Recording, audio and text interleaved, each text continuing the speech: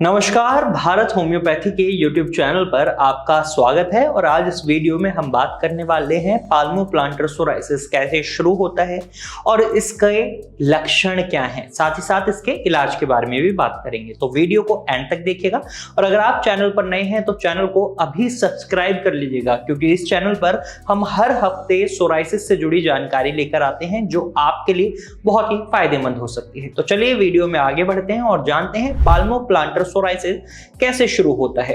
तो सबसे पहले मैं आपको बता दूं, पाल्मोप्लांटर सोराइसिस आपकी हथेली और पैर के तलवों में होने वाले सोराइसिस को पाल्मोप्लांटर सोराइसिस बोलते हैं।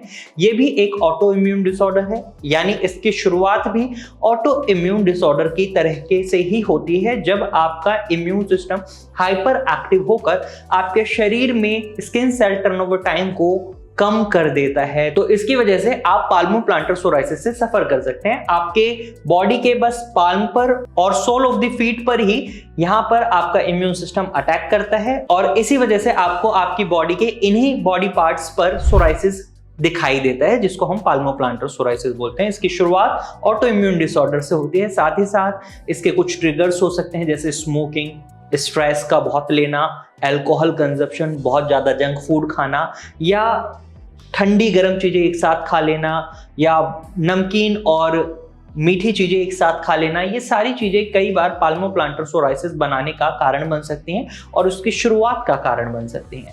इसके साथ साथ ये कई बार जेनेटिक भी हो सकता है। अगर आपके परिवार में किसी को सोराइसिस है तो ये आगे आने वाली पीढ़ी में भी हो सकता है, तो इसकी शुरुआत इस वजह से भी हो सकती है। अब इसके लक्षणों की बात करें तो जब भी किसी भी व्यक्ति को पाल्मोप्लांटर सोराइसिस होता है तो उन्हें सबसे पहले अपनी हथेली पर या पैर के तलवों पर लाल रंग के धब्बे दिखाई देने लग जाते हैं, जिनमें हल्की सी सूजन हो सकती है।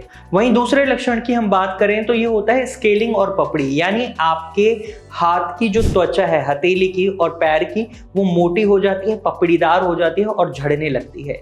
वहीं आपको आपकी हथेली पर और पैरों के तलवे पर कट्स दिखाई दे सकते हैं, दरारें पड़ सकती हैं। तो ये भी पाल्मोप्लांटर सोराइसिस का लक्षण होता है।